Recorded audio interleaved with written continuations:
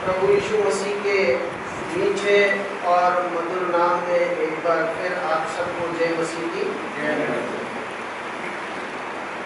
पिछले 3 दिन यहाँ पर मुझे आते हुए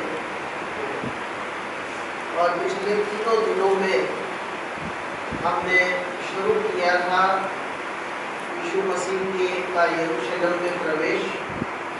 फिर उसके बाद हमने देखा कि सोमवार को अंजीर के पेड़ की घटना से यीशु मसीह अपने चेलों को विश्वास की मजबूती और विश्वास की शक्ति के बारे में बताना चाहते थे और उन्होंने उनको समझाया कि यदि तुम विश्वास रखो और संदेह ना करो तो जो कुछ तुम प्रार्थना में मांगोगे वो तुम्हारे लिए हो जाएगा। फिर उसके बाद वाले दिन हमने देखा कि किस प्रकार से स्वर्ग के राजा ने अपने पुत्र के विवाह का भोज तैयार किया और उसमें कई लोगों को आमंत्रित किया, लेकिन उनमें से कईयों ने आना ना चाहा और तरह तरह के बहाने बना दिए। और आखिर में ऐसा हुआ कि उस राजा ने और भी लोगों को आमंत्रित कर लिया और विवाह का घर जो था वह चूंकि उसे भर गया। और आखिर में वहाँ पर भी यीशु मसीह ने लोग चेलों से कहा कि बुलाए हुए तो बहुत हैं लेकिन चुने हुए थोड़े। और उसी कड़ी में आज हम फिर देखेंगे कि यीशु मसीह बैतनिया के गांव में जाते हैं और वहां पर एक घर में प्रवेश करते हैं और उस घर में क्या होता है उसके बारे में आज हम जानेंगे। इससे पहले कि हम वचन में जाएं, हम परमेश्वर से आज के वचन के लिए सहायता की प्रार्थना करें। आइए हम प्रार्थना। हे महान सर्वशक्तिमान और अनुग्रहकारी परमेश्वर, हम तेरा धन्यवाद करते हैं प्रभु जी कि तूने हमें जीवितों की इस जमीन पर जिंदा और सलामत रखा और ये मौका दिया कि एक बार फिर से हम तेरे पवित्र भवन में इकट्ठे हो सके, तेरे नाम को ले सके, अपने ध्यान को तेरी ओर मोड़ सके, अपने जीवन को जान सके कि तेरी दृष्टि में हमारा जीवन उचित है या नहीं। आज के वचन के लिए हम तुझसे सहायता चाहते हैं और तुझसे प्रार्थना, तुझसे विनती करते हैं कि तू अपने वादे के अनुसार कि जहाँ 2 या 3 मेरे नाम से इकट्ठे होते हैं मैं उनके बीच में हाजिर होता हूँ, तो हमारे बीच में उपस्थित हो, हमें सामर्थ्य और कुव्वत दे कि जो वचन तेरी ओर से हमें दिया गया है वो हमारे दिलों में घर करने पाए और हम अपने जीवन को तेरे वचन के अनुसार चलाने वाले बन सके। पिता परमेश्वर, अपने आप के लिए तुझसे निवेदन, तुझसे विनती करता हूँ कि मेरे मुँह के बोल और मेरे दिल के विचार तेरी हुजूरी में पसंद आने वाले हैं। हमारे खुदा यीशु मसीह के पाक और मसीह के सुपर मांगते हैं, सुनने और कबूल करें। आज का जो वचन है वो सुसमाचार में 3 जगह पर मिलता है, एक ही जगह पर नहीं, 3 स्थानों पर इसी घटना का अलग अलग प्रकार से वर्णन किया गया। सबसे पहले हम देखें मत्ती रचित सुसमाचार, उसका 26वां अध्याय और उसके पहले पद से लेकर 13वें पद में, 6ठे पद से लेकर 13 पद। यहाँ यूँ लिखा है, बहुत ध्यान से हम तीनों स्थानों को देखेंगे। तीनों स्थानों पर जो वचन दिया गया है उसकी तुलना करेंगे और हम ये भी देखेंगे कि जो घटना घटी है कहाँ पर हुई है, उस घर में कौन कौन लोग हाजिर हैं, और जो लोग वहां पर हाजिर हैं उनका इस घटना में क्या क्या रोल है। क्या लिखा है यहाँ पर, जब यीशु बैतनिया में शमौन कोढ़ी के घर में था, एक स्त्री संगमरमर के पात्र में बहुमूल्य इत्र लेकर उसके पास आई, और जब वह भोजन करने बैठा था तो उसके सिर पर उंडेल दिया। यह देखकर चेले रिसियाए और कहने लगे, इसका क्यों सत्यानाश किया गया, इसे तो अच्छे दाम पर बेचकर कंगालों को बांटा जा सकता था। यह जानकर यीशु ने उससे कहा, स्त्री को क्यों सताते हो, उसने मेरे साथ भलाई की है। कंगाल तो तुम्हारे साथ सदा रहते हैं, परंतु मैं तुम्हारे साथ सदैव ना रहूंगा। उसने मेरी देह पर जो यह इत्र उंडेला है वह मेरे गाड़े जाने के लिए किया है। मैं तुमसे सच सच कहता हूँ कि सारे जगत में जहाँ कहीं यह सुसमाचार प्रचार किया जाएगा, वहाँ उसके इस काम का वर्णन भी उसके स्मरण में किया जाएगा। ये पहली जगह जहाँ पर इस घटना का वर्णन हमको मिलता। और यहाँ पर देखिए जगह का नाम दिया है कि बैतनिया में थे यीशु मसीह, शमौन कोढ़ी के घर में थे, और वहां पर एक स्त्री संगमरमर के पात्र में इत्र लेकर आई, जिसका नाम यहाँ पर मत्ती नहीं दे सकते कि वो स्त्री कौन थी। उसकी पहचान यहाँ पर संत मत्ती हमको नहीं दे पाए, लेकिन ये जरूर बताया है कि एक स्त्री थी जो संगमरमर के पात्र में इत्र लेकर आई थी, और उसने क्या करा कि वो इत्र जो था उनके सिर पर उंडेल दिया। और वहां पर कुछ यीशु मसीह के चेले भी थे, और वो चेले जो हैं वो बड़े नाराज होने लगे, कहने लगे कि ये इतना कीमती इत्र इसको यहाँ पर उंडेल के सारा इसको खराब कर, इससे तो इसको बेच देते और जो धन आता उस धन से हम गरीबों का भला कर सकते। और यीशु मसीह ने यहाँ क्या किया, चेलों को डांटा, बोला कि इस स्त्री को क्यों सताते हो, इसने तो मेरे साथ क्या की है, भलाई की। गरीब तो तुम्हारे साथ सदैव रहेंगे, परंतु मैं तुम्हारे साथ सदा नहीं। और इसने जो किया है वो मेरे गाड़े जाने की तैयारी के लिए किया है। और उसके बाद आप देखिए, जो मैंने आपको पहले दिन बात बताई थी कि जब भी यीशु मसीह कोई खास बात कहते थे जिसको बहुत ध्यान में लाना जरूरी होता था, वो हमेशा उससे पहले क्या जोड़ते थे कि मैं तुमसे सच कहता। और अगर उन्होंने ये कह दिया कि मैं तुमसे सच कहता हूँ, देखिए इस पवित्र सप्ताह में, होली वीक में 2 बार मैं आपके सामने मैं तुमसे सच कहता हूँ रख आगे और बताऊंगा कि जब कोई काम निश्चित रूप से होगा उसके पहले यीशु मसीह हमेशा ये जोड़ेंगे कि मैं तुमसे सच कहता हूं। और यहाँ उन्होंने यही कहा कि मैं तुमसे सच कहता हूँ, और सच ही कहा ना। क्या सच कहा कि सारे जगत में जहाँ कहीं यह सुसमाचार प्रचार किया जाएगा, वहाँ उसके इस काम को भी स्मरण किया। आज हम कर रहे हैं उसके काम को स्मरण।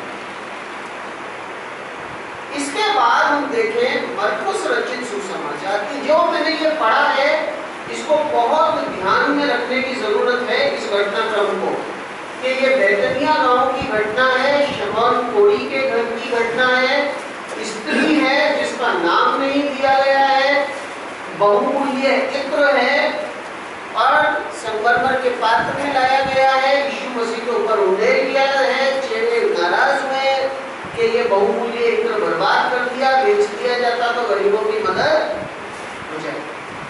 ये सब बातें उनको ध्यान रखनी। अब आप देखिए मरकुस रचित सुसमाचार उसका 14वां अध्याय और 3 पद से लेकर 9वें पद तक, यहां भी उसी घटना के बारे में बतलाया। तीनों जगह से मैं आपको इसलिए पढ़कर बता रहा हूं कि तीनों स्थानों पर यह घटना जो दी गई है, तीनों स्थानों पर अलग अलग प्रकार से इस घटना का वर्णन किया गया है। और तीनों स्थानों से पढ़ने के बाद हम देखेंगे कि तीनों जगहों पर इसमें समानता क्या है और इसमें अंतर क्या। मरकुस रचित सुसमाचार में देखिए क्या लिखा है कि जब वह बैतनिया में शमौन कोढ़ी के घर भोजन करने बैठा हुआ था, जगह वही है बैतनिया और घर भी वही है, किसका? शमौन कोढ़ी का। तब एक स्त्री संगमरमर के पात्र में, पात्र भी जो संत मत्ती ने बताया है कि संगमरमर का था, यहाँ भी उसी का ही।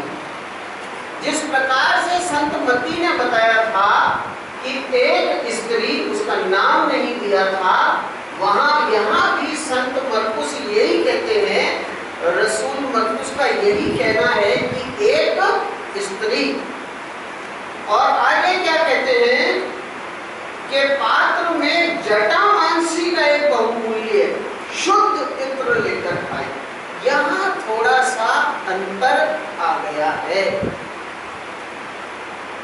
संत मत्ती ने क्या बोला कि बहुमूल्य इत्र लेकर आई, और संत मरकुस कहते हैं कि वो इत्र को और भी ज्यादा उस इत्र की व्याख्या करते हैं कि वो इत्र कौन सा था।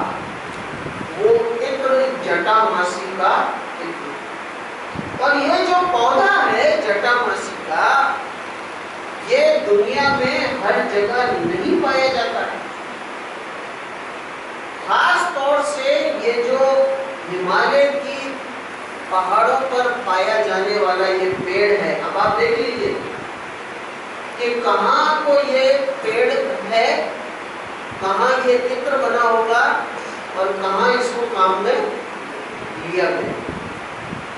और ये जो जटामासी का पेड़ है, इसके रस से ये इत्र बनाया जाता है। और ये बहुत ही आगे मैं आपको बताऊंगा कि अगर ये इत्र आज की तारीख में मौजूद होता तो आज की तारीख में इस इत्र की कीमत कितनी होती। मरकुस कहते हैं कि पात्र में जटामासी का बहुमूल्य शुद्ध इत्र लेकर आई और पात्र तोड़कर इत्र को उसके सिर पर उड़ेगा। यहां भी फर्क है। संत मत्ती ने क्या बताया कि पात्र को उलट दिया। संत मरकुस क्या कहते हैं कि पात्र को तोड़कर इत्र उसके सिर पर उड़ेगा। परंतु कोई अपने मन में रिसियाकर कहने लगे। संत मत्ती कहते हैं कि चेले रिसियाकर कहने लगे, और संत मरकुस कहते हैं कि कोई रिसियाकर कहने लगे। इसका मतलब उस घर में उस समय पर चेलों के अलावा और भी लोग उपस्थित थे। फिर आगे क्या लिखा है, क्या कहने लगे कि इस इत्र का क्यों सत्यानाश किया गया।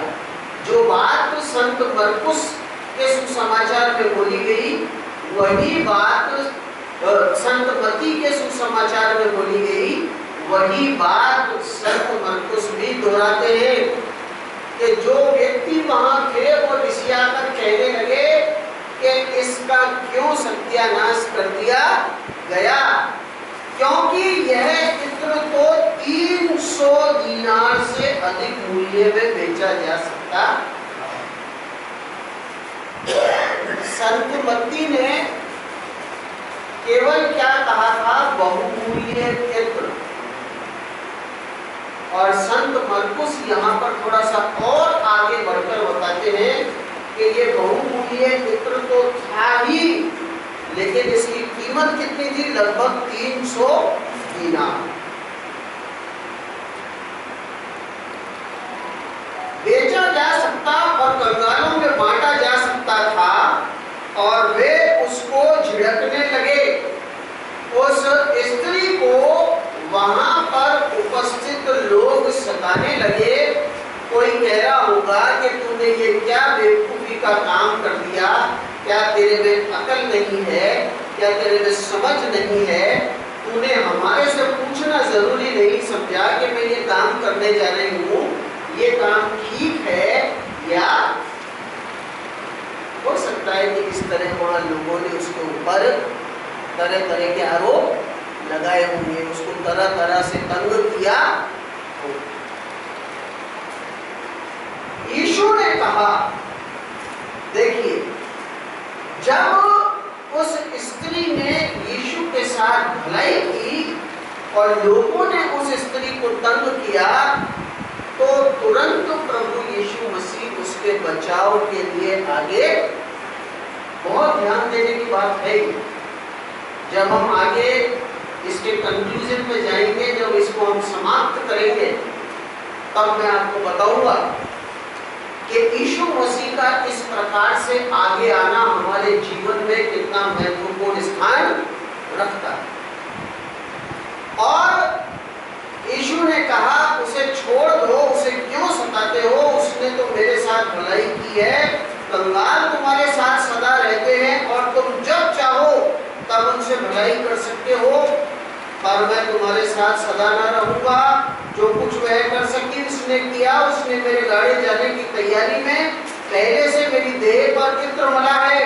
मैं तुमसे सच कहता हूँ, वापस उसी बात को दोहराया है कि मैं तुमसे सच कहता हूं कि सारे जगत में जहां कहीं सुसमाचार प्रचार किया जाएगा, वहां उसके इस काम की चर्चा भी उसके स्मरण में की। मेरे ख्याल से 2 स्थानों की ये घटना अब आपके दिमाग पर पूरी तरह से छप चुकी है। अब आपको पता लग गया होगा कि संत मत्ती ने क्या कहा और संत मरकुस ने क्या। दोनों की बातों में क्या अंतर आया। अब हम तीसरे स्थान से इसी घटना को देखेंगे। यूहन्ना रचित सुसमाचार, उसका 12वां अध्याय, पहले पद से लेकर और 8वें पद तक देखेंगे।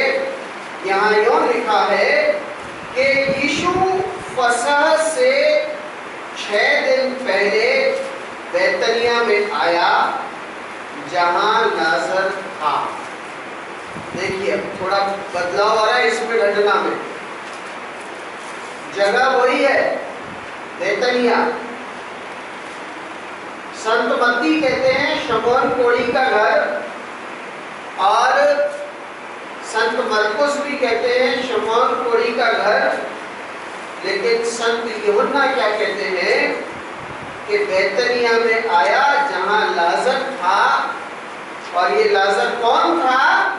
जिसे यीशु ने मरे हुओं में से जिलाया था और जिसकी बहन मार्था और मरियम थी। वही लाजर है। वहां उन्होंने उसके लिए भोजन तैयार किया और मार्था सेवा कर रही थी, और लाजर उनमें से एक था जो उसके साथ भोजन करने के लिए बैठे हुए थे। लाजर अकेला नहीं था। अब देखिए, अब तीनों घटनाओं को शामिल करके देखेंगे हम। तीनों को अलग अलग नहीं देखेंगे, तीनों को हम शामिल करेंगे। अब संत मत्ती कहते हैं कि गांव बैतनिया था। संत मरकुस कहते हैं गांव बैतनिया था। और संत यूहन्ना भी क्या कहते हैं? गांव बेतनिया। ये बात तो पक्की हुई। उसके बाद आप देखिए कि संत मती कहते हैं शमौन कोढ़ी का घर था, संत मरकुस भी कहते हैं शमौन कोढ़ी का घर था, लेकिन संत यूहन्ना कहते हैं कि वहां आया जहां लाजर था। तो हो सकता है कि कोई थोड़ा सा कंफ्यूजन पैदा हुआ हो, क्योंकि ये बात बहुत पक्की है। अगर मान लीजिए मैं किसी दूसरे के घर पे बैठा हुआ हूँ, तो क्या मेरी पत्नी उस घर में जाकर खाना बनाएगी? मेरी पत्नी वही खाना बनाएगी जहां पर उसका स्वयं का घर। और यहाँ पर देखिए क्या लिखा है दूसरे पद में कि वहां उन्होंने उसके लिए भोजन तैयार किया और मार्था सेवा कर रही थी। और ये जो मार्था है, ये घर के काम करने में बहुत निपुण स्त्री है। पहले भी अगर हम देखें लूका रचित सुसमाचार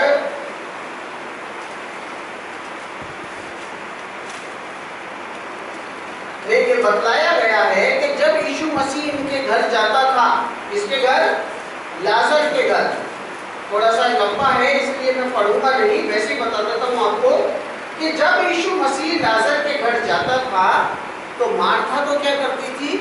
सेवा करती थी, और मरियम पास बैठकर वचन सुना करती थी। और मार्था शिकायत लेकर आई कि देख प्रभु, घर पे इतना काम है और ये यहाँ तेरे पास बैठी है। और यीशु मसीह ने उसे क्या जवाब दिया कि इसने जो भाग सबसे अच्छा है उसे चुन लिया। इसका मतलब ये बात बहुत सही हो सकती है कि वो जो घर था वो घर किसका होगा? लाजर। फिर आगे क्या लिखा है? तब मरियम ने जटामासी का आधा सेर बहुमूल्य इत्र लेकर यीशु के पांव पर। मत्ती रचित सुसमाचार में लिखा था एक स्त्री, मरकुस रचित सुसमाचार में लिखा था एक स्त्री, लेकिन यूहन्ना क्या कहते हैं कि वो स्त्री कौन थी? वो मरियम थी। और मरियम ने इत्र वही था जटामासी का आधा सेर बहुमूल्य इत्र लेकर यीशु के पांव पर डाला और अपने बालों से उसके पांव पोंछे, और इत्र की सुगंध से घर सुगंधित हो गया। आप देखिए, अभी भी यहाँ पर अगर मान लीजिए कोई इत्र की शीशी या सेंट की शीशी फूट जाए तो ये पूरी जगह क्या होगी? सुगंध से भर जाएगी। और जब इतना करीब आधा सेर के लगभग इत्र में से जब उंडेला गया तो आप सोचिए कि उस घर में कितनी खुशबू फैल गई होगी। और परंतु उसके चेलों में से यहूदा इस्करियोती नामक एक चेला जो उसे पकड़वाने पर था, कहने लगा कि यह इत्र 300 दीनार में बेचकर कंगालों को क्यों नहीं दिया गया। मरकुस रचित सुसमाचार और यूहन्ना रचित सुसमाचार यहाँ पर उस इत्र की कीमत पर एक मत है कि उस इत्र की कीमत लगभग कितनी है? 300। और आगे देखिए कि उसने यह बात इसलिए नहीं कही थी कि उसे कंगालों की चिंता थी, परंतु इसलिए कि वह चोर था और उसके पास उनकी थैली रहती थी, उसमें से जो कुछ डाला जाता था वह निकाल लेता था। यीशु ने उससे कहा उसे रहने दो। जैसे ही चेलों ने, यहूदा इस्करियोती ने उस स्त्री पर छींटाकशी करी, उस पर आरोप लगाना शुरू किया, उसके को बुद्धिहीन ठहराने का प्रयास किया, यीशु मसीह उस मरियम के बचाव में आगे आए और क्या कहने लगे कि उसे तंग मत करो, उसे रहने दो, उसे यह मेरे गाड़े जाने के दिन के लिए रखने। इसका मतलब क्या है कि जो पात्र में इत्र भरा हुआ था वो पूरा का पूरा अभी तक उंडेला नहीं गया है। तभी तो यहाँ पर यीशु मसीह क्या कह रहे हैं कि उसे रहने दो, उसे यह मेरे गाड़े जाने के दिन के लिए रखने दो। जो उंडेल दिया वो तो उंडेल दिया, और अब थोड़ा उसके पास और बचा हुआ है जिसे वो कब काम में लेगी, जब यीशु मसीह को गाड़ा। क्योंकि कंगाल तो तुम्हारे साथ सदा रहते हैं, परंतु मैं तुम्हारे साथ सदा नहीं। मैंने बहुत ही छोटे रूप में आपको इन सारी बातों से परिचित कराने की कोशिश की कि एक ही घटना जो तीनों सुसमाचारों में दी गई, लेकिन बोलने वालों के अंतर के कारण, क्योंकि कई बार क्या होता है कि कोई एक समान बात हो, अगर मुझसे वो कोई एक बात निकली है, आप तक आएगी, आपसे जब आपके पास जाएगी तो उसमें थोड़ा सा अंतर आ सकता, फिर जब दूसरे तीसरे से चौथे के पास जाएगी तब उसमें थोड़ा अंतर आ सकता। लेकिन यहाँ पर जो बातें तीनों स्थानों पर एक जैसी हैं वो क्या है कि एक स्त्री भी है, बहुमूल्य इत्र भी है, चेले भी हैं और यीशु मसीह भी है। और वो इत्र यीशु मसीह के गाड़े जाने की पूर्व तैयारी को बतलाता। ये सारी जो बातें हैं ये तीनों स्थानों पर हमें बिल्कुल एक जैसी मिलती है, जिसमें कोई अंतर नहीं। अब आप देखिए कि ये जो तीनों जगह से हमने वृत्तांत पढ़े हैं, इसमें जो जो आदमी यहाँ पर उपस्थित है, जो जो कैरेक्टर यहाँ पर है, वो कौन है? तीनों की समानता मैंने आपके सामने रख दी कि बैतनिया गांव में घटना हुई, एक स्त्री थी, घटामा बहुमूल्य इत्र था, यीशु मसीह के सिर पर डाला गया, चेले रिसियाकर कहने लगे कि इसको नाश कर दिया, इसको बेच दिया जाता, कंगालों में बांट दिया जाता, ये सारी चीजें। अब यहाँ पर हम देखें कि इसमें सबसे मुख्य जो पात्र है इस घटना का वो कौन है? यीशु मसीह। सारी की सारी जो घटना है वो यीशु मसीह को केंद्रित कर रही गई।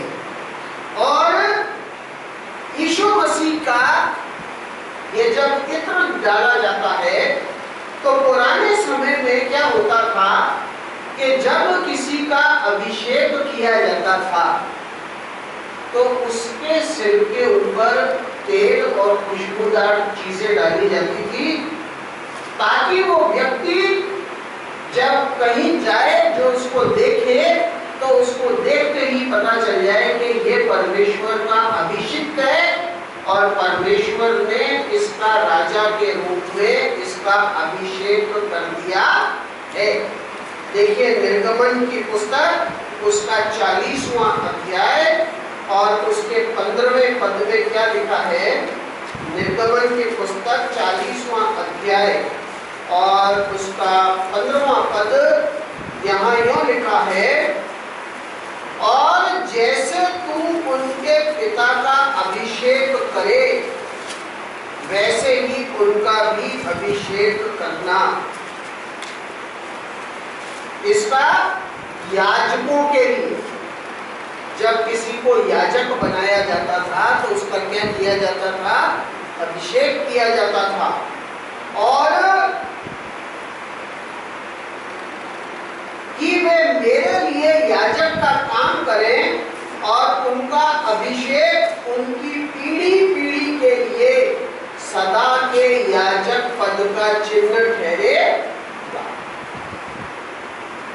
ये जो तेल है, सुगंधित द्रव्य है, इनके द्वारा जिस व्यक्ति को याजक बनाया जाता था उसका अभिषेक किया जाता। और जब किसी को राजा बनाया जाता था तब भी उसका अभिषेक इसी प्रकार से किया जाता था।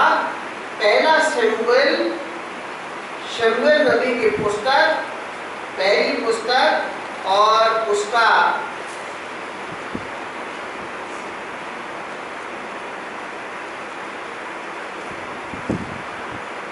16वां अध्याय, शमूएल नबी की पुस्तक उसका 16वां अध्याय और उसके 15वें पद में क्या लिखा है?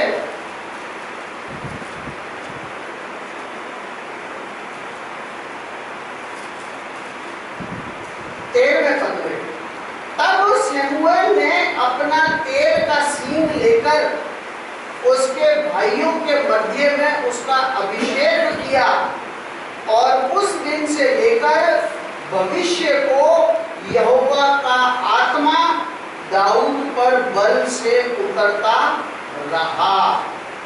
जब वो परमेश्वर शाऊल से नाराज हो गया तब उसने कहा कि मैंने इस्राएल के लिए एक नया राजा ढूंढ लिया है।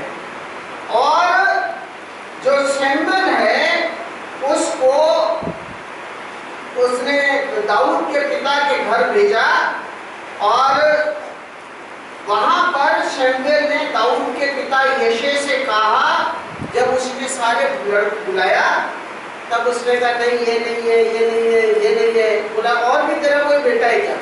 तो बोले हाँ मेरा एक बेटा और है जो भेड़ बकरियां चराने गया है। तो देखिए 11वें पद में शमूएल ने यशे से कहा क्या सब लड़के आ गए? वो बोला नहीं, छोटा तो रह गया और वह भेड़ बकरियों को चरा रहा है। शमूएल ने यशे से कहा उसे बुलवा भेज, क्योंकि जब तक वह यहाँ न आए तब तक हम खाने को ना बैठेंगे। तब वह उसे बुलाकर भीतर ले आया। उसके तो लाली झलकती थी और उसकी आंखें सुंदर और उसका रूप सुडौल था। तब यहोवा ने कहा उठकर इसका अभिषेक कर, क्योंकि यही है जिसे मैं इस्राएल का राजा बनाने वाला। और वहां उस स्थान पर शमूएल ने क्या किया? अपने तेल से सींग लेकर उसका अभिषेक। और यहाँ पर यीशु मसीह का अभिषेक किया गया किसके लिए? स्वर्ग के राज्य का राजा कहने के। जिस स्वर्ग के राज्य की स्थापना आज से 2 दिन के बाद यीशु मसीह करने वाले हैं, उनका आज के दिन अभिषेक किया। और इस सारी घटना में यीशु मसीह जो है वो केंद्रीय पात्र। और भी बहुत सारी बातें हैं जिसको मैं अभी आपके सामने नहीं रख रहा हूँ कि ये जो बहुमूल्य इत्र होता था, तेल होता था, इसका उपयोग चंगाई के लिए भी किया जाता था। नए नियम को यदि आप पढ़ेंगे तो वहां तेल मलकर भी लोगों को चंगाई दी गई। और दफनाने से पहले भी सुगंधित द्रव्य शरीर पर मले जाते थे। 2-3 उदाहरण आपको, जैसे लाजर की डेथ हुई, लाजर के सुगंधित द्रव्य मले गए। तबीता नाम की लड़की की डेथ हुई, उसके सुगंधित द्रव्य का लेप किया गया। तो ये सुगंधित द्रव्यों का लेप अभिषेक करने के लिए भी किया जाता था, चंगाई के लिए भी किया जाता था। और मृत्यु के समय उसको जब बॉडी को दफनाया जाता था तब भी उसका लेप किया जाता। अब अगला जो पात्र है इसके अंदर मरियम, ये मरियम का जीवन हमारे लिए सबसे ज्यादा महत्वपूर्ण है, क्योंकि सारा जो कार्य है वो किसके द्वारा किया गया है? मरियम के द्वारा। और ये जो मरियम है ये लाजर की बहन है। पहले के 2 वृत्तांतों में इसके बारे में स्पष्ट रूप से नहीं बताया गया था, लेकिन यूहन्ना ने उसको बिल्कुल स्पष्ट कर दिया कि वो स्त्री कौन थी। और मरियम ने अपने कार्य के द्वारा लोगों पर यह जाहिर कर दिया कि हमें परमेश्वर की भक्ति किस प्रकार से करनी चाहिए। ये मरियम के द्वारा आज हम जब आगे इस वचन में जाएंगे तो मरियम के जीवन से हम सीखेंगे कि किस प्रकार का जीवन हमारा भी होना चाहिए। और शमौन कोढ़ी का वर्णन है, जिसको पहले के 2 सुसमाचारों में मेजबान बतलाया गया है, जिसके घर में ये भोज हो रहा है।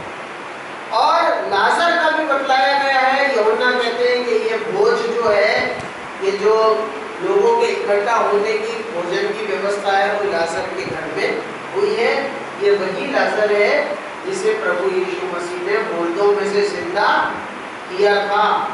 और आपको समझिए, जब किसी व्यक्ति को कोई व्यक्ति अगर दोबारा जीवन दे तो क्या वो व्यक्ति उसमें विश्वास नहीं करेगा? वो व्यक्ति उसमें निश्चित रूप से विश्वास करेगा, क्योंकि जो मर गया था उसको वापस जिंदा कर दिया। और जो और भी लोग हैं वो कौन हैं? चेले हैं। और चेलों के साथ साथ और भी लोग वहां पर बैठे हैं। और यहूदा इस्करियोती भी है।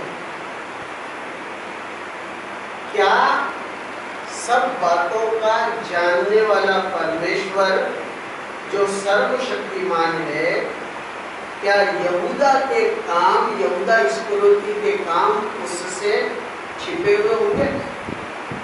वो सब जानता होगा। जब चेले इस बात को कह रहे हैं, यूहन्ना ने इस बात को प्रकट कर दिया कि वो इसलिए नहीं बोला कि उसे कंगालों की चिंता थी, बल्कि वो क्या था? चोर। लेकिन आप देखिए, यहूदा के जीवन से भी हमें क्या सीखने को मिल रहा है कि चाहे हम इतने भी बुरे क्यों ना हो, प्रभु हमें फिर भी उद्धार देने की, छुटकारा देने की मंशा रखता। उसको सब पता था कि ये यहूदा क्या करने वाला है और ये यहूदा ने अब तक क्या किया है, सब पता। लेकिन फिर भी उसने उसको मौका दिया कि वो अपने जीवन को बदल ले। और ये अवसर जो यहूदा के जीवन में आया था, यहूदा इस अवसर का फायदा उठाने से चूक। तो ये घटना और इस घटना के लोग, अब ये सब हमारे सामने बिल्कुल स्पष्ट रूप से हम इनको देख चुके हैं कि कौन कौन लोग कहाँ वहां थे, कहाँ घटना हुई, किस प्रकार की घटना हुई। और एक और बात कि ये जो इत्र है ये 300 दिनार में बेचा जा सकता था। कितने दिनार में? 300 दिनार। अगर आज 1 दिनार की एवरेज कीमत भी पता लगाई जाए तो 1 दिनार लगभग 280 रुपए की कीमत रखता है आज।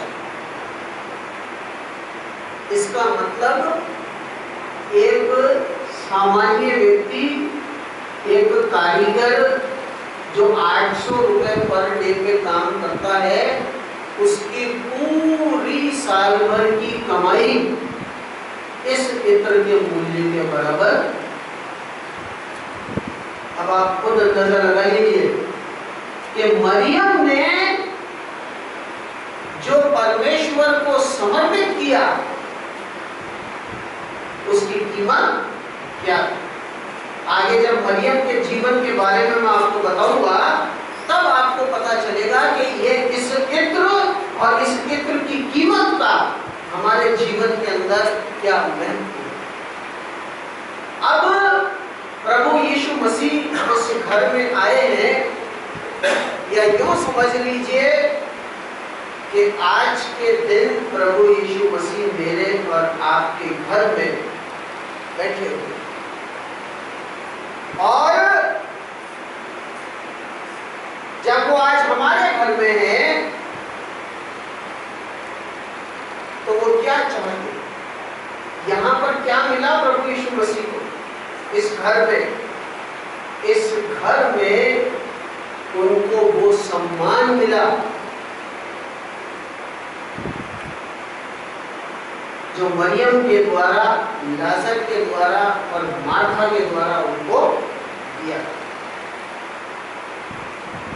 वो एक जगह थी जहां पर सब लोग जो बैठे हुए थे वो एक दूसरे को जानते थे, और उस जगह पर जब यीशु मसीह गए होंगे तो उनको पूरी पूरी उम्मीद होगी कि जब मैं इस घर में जाऊंगा तो वहां मेरा वेलकम होगा।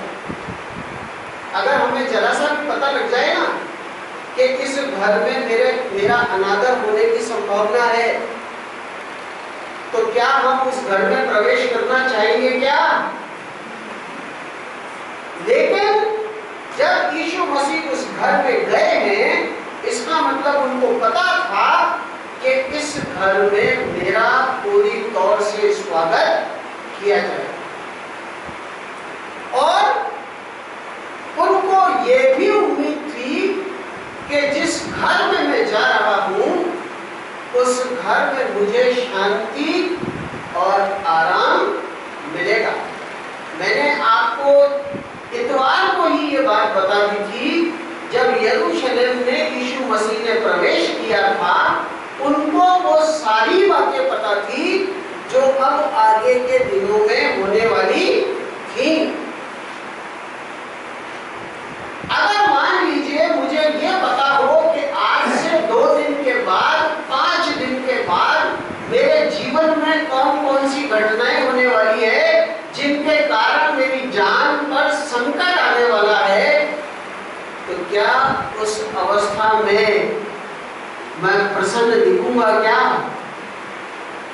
और यीशु मसीह भी उस सारे घटनाक्रम से परिचित थे जो आने वाले दिनों में उनके साथ होने वाले थे, और जब वो इस घर में आए तो वो यही सोचकर आए होंगे कि यहाँ पर मैं अपने लोगों के बीच में होऊंगा और ये लोग मेरा स्वागत करेंगे, और थोड़ी देर के लिए मैं अपनी सारी चिंता से मुक्त हो जाऊंगा।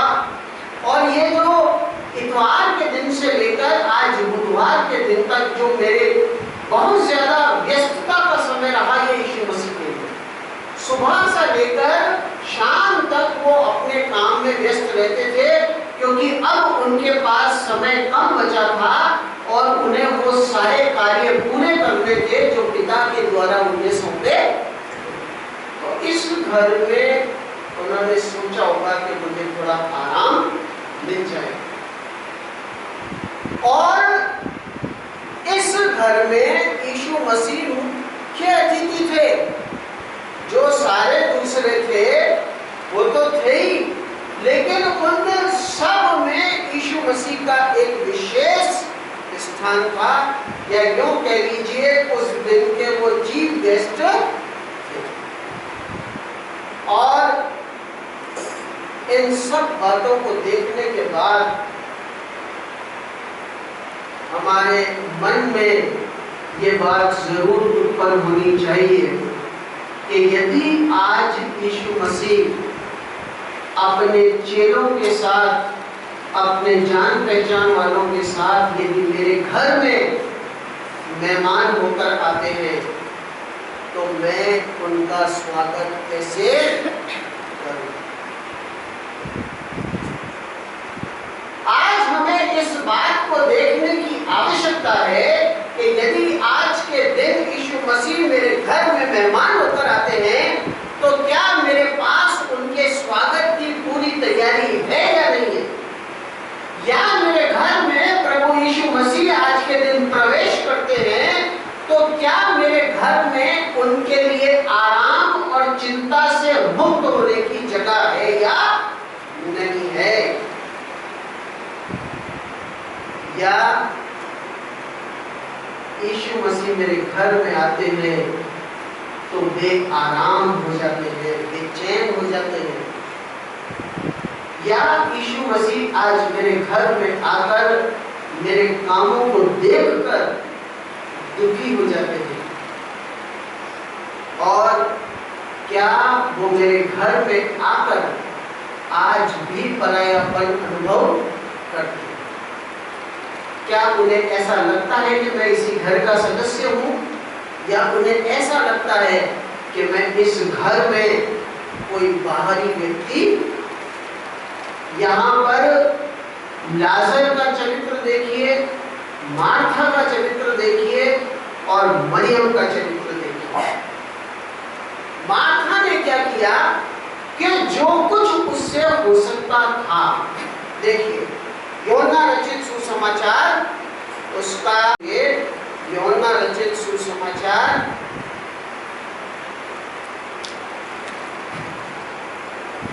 1 से लेकर 12वां अध्याय 1 से 8वें पद में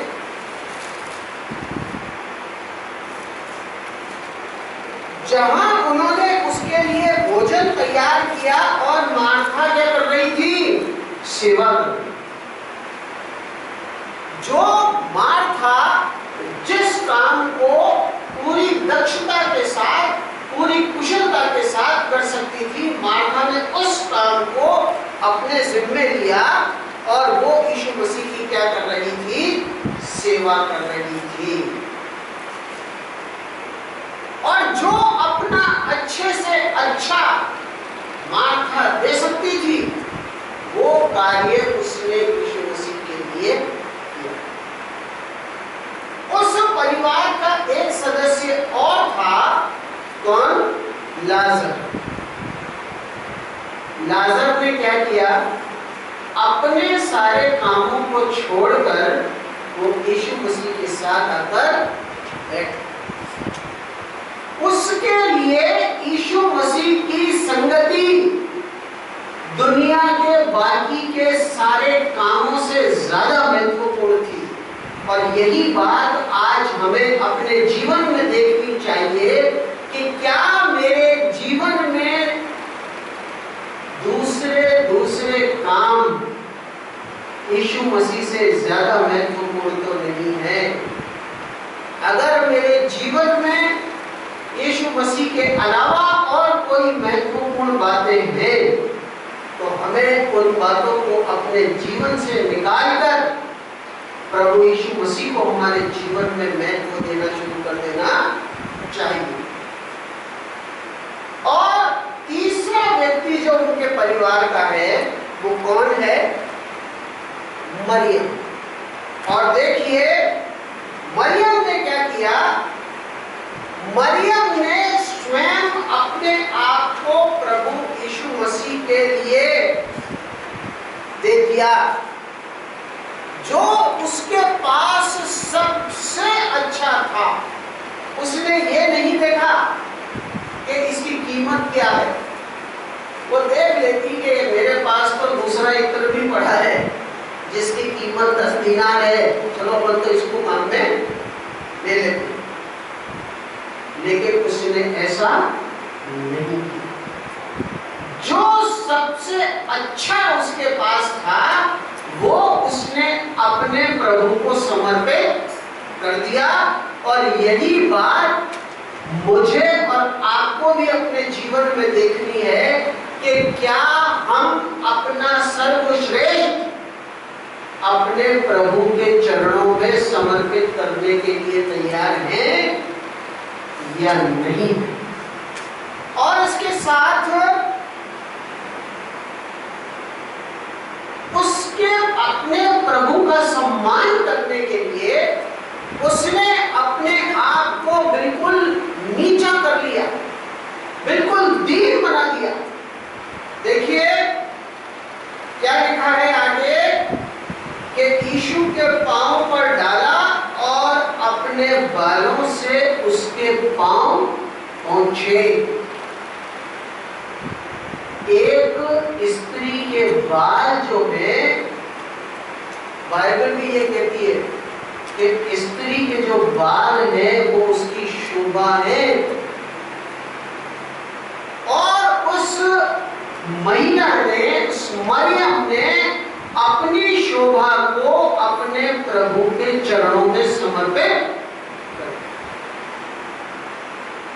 अपने प्रभु के लिए उसने अपने आप को बिल्कुल खाली कर दिया, बिल्कुल नीचे के स्तर पर ले आई और उसके जीवन में जो सब कुछ था वो उसका प्रभु था।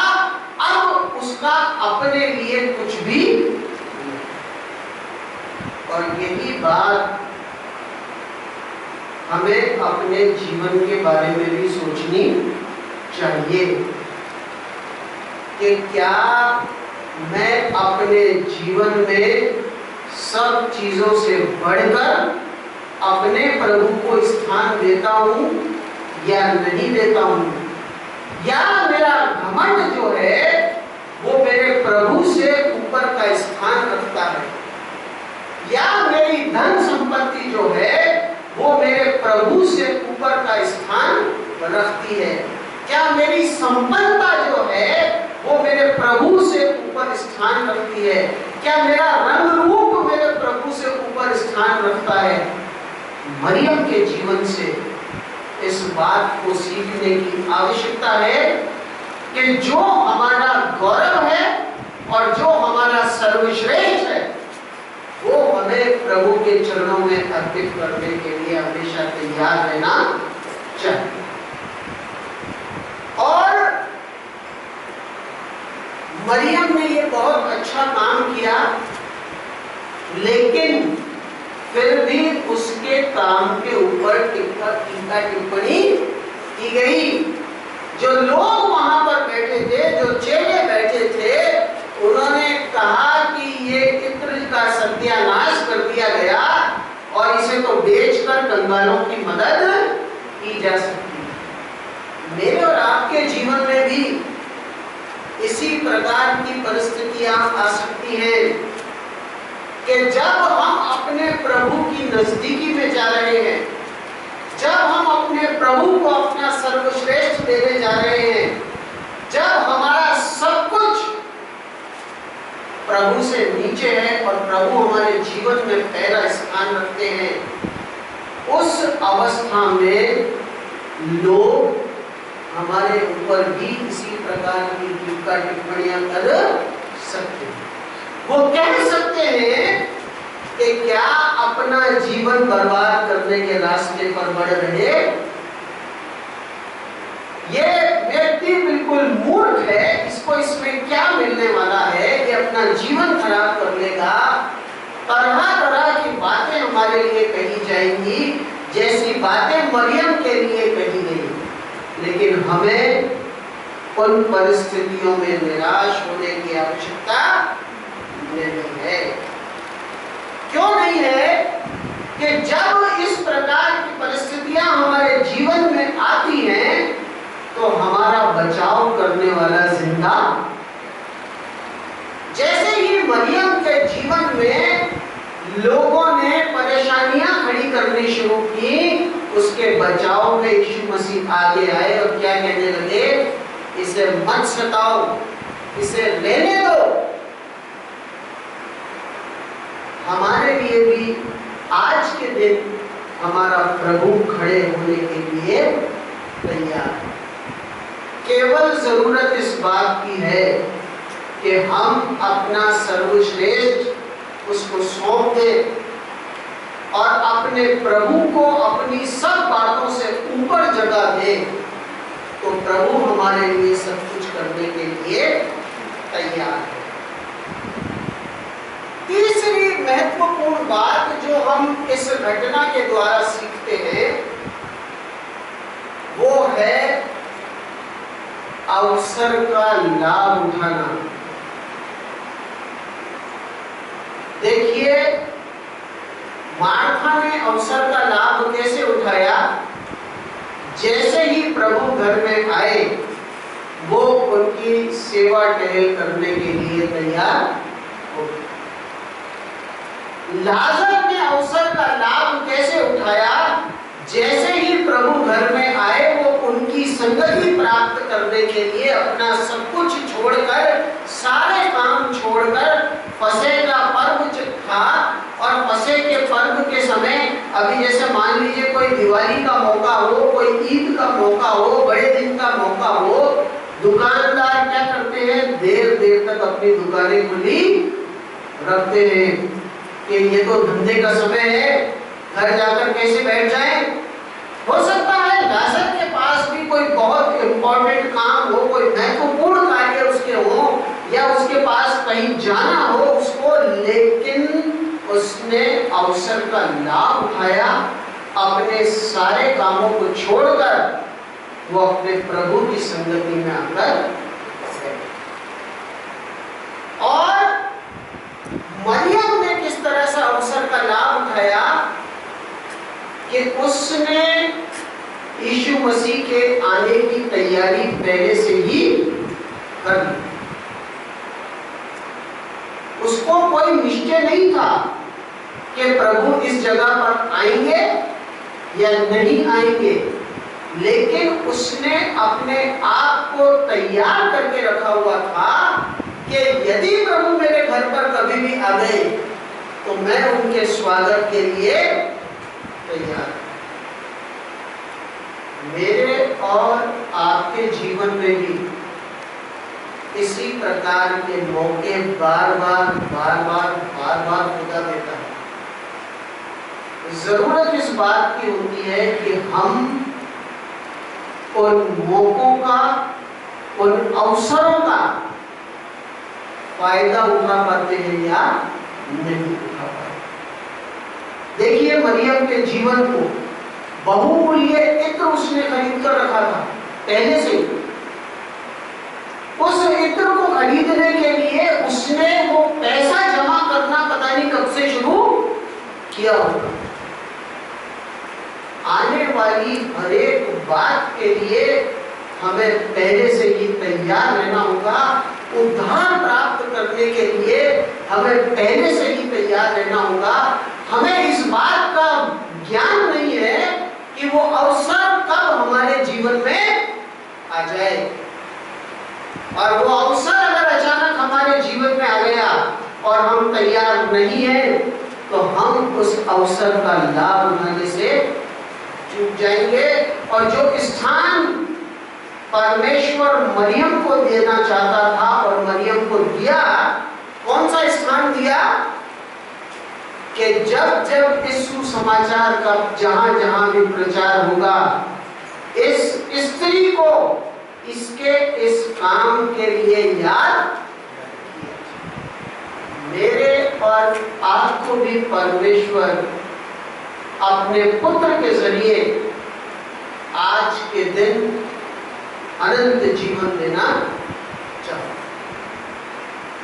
जरूरत केवल इस बात की है कि क्या हम इस मौके का लाभ उठाने के लिए तैयार हैं या नहीं है। और आखिर में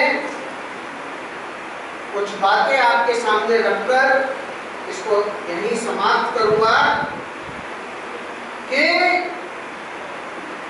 क्या परमेश्वर हमारे जीवन से उसी प्रकार का आदर और उसी प्रकार की महिमा पा रहा है जो उसने मरियम के द्वारा प्राप्त की। बहुत महत्वपूर्ण सोचने वाली बातें हैं। क्या परमेश्वर को, प्रभु यीशु मसीह को, पिता को और पुत्र को, क्या आज हमारे घर में वो सम्मान प्राप्त हो रहा है जो उस बेतनिया के गांव के घर में प्राप्त क्या प्रभु यीशु मसीह आज मेरे और आपके घर में अपने आप को उतना ही आरामदायक पा रहे हैं जितना कि उन्होंने अपने आप को उस बैतनिया के गांव में पाया? और क्या प्रभु यीशु मसीह मेरे और आपके घर में अपने आप को हमारे ही परिवार के सदस्य के रूप में पाते हैं या नहीं पाते? क्या प्रभु यीशु मसीह आज मेरे और आपके घर में मेरे कामों से, मेरे देखने से, मेरे सुनने से खुश हैं या नहीं है? और क्या प्रभु यीशु मसीह को हम अपने पूरे दिल के साथ सम्मान देते हैं या नहीं देते हैं? और क्या प्रभु यीशु मसीह की आराधना हम पूरे मन से करते हैं या नहीं करते? अगर इन सारे सवालों के जवाब हमें हाँ में मिलते हैं तो हम परमेश्वर के लिए मुबारक हैं। और यदि इन सवालों के जवाब में कोई कमी हमको लगती है तो हमें कोशिश करनी चाहिए कि आज से हम इन सवालों के जवाब हाँ में ढूंढने की कोशिश करना शुरू कर दें। और इसके लिए कोई मुश्किल का काम नहीं है। 4 आसान सी बातें यदि हम अपने जीवन में शामिल कर लें तो प्रभु यीशु मसीह हमारे जीवन में भी, हमारे घर में भी उसी प्रकार से आएगा जिस प्रकार से वो बैतनिया के गांव के घर में आया था। पहली बात कि यीशु मसीह हमारे घर का अटूट हिस्सा होना चाहिए। दूसरी बात कि प्रभु यीशु मसीह पर हमें अपना ध्यान केंद्रित करने की कोशिश करनी, इधर उधर नहीं बल्कि मार्ग यही है, उसी पर हमको नजर रखनी होगी यदि हम आज उसको अपने घर में ठहराना चाहते हैं। और हमारे कामों से, हमारी बातों से, हमारे उठने और बैठने से और हमारे व्यवहार से प्रभु यीशु मसीह हमारे जीवन से प्रकट होना चाहिए। तब वो बैतनिया के गांव के घर की तरह हमारे घर में आएगा। और आखिरी बात, हमें प्रभु से अपनी आत्मिक आंखें खोलने के लिए प्रार्थना और निवेदन करने चाहिए। प्रभु आप सबको आशीष और बरकत दे और अपने वचन पर अपनी कृपा बहुतायत के साथ हमें दे। आमीन।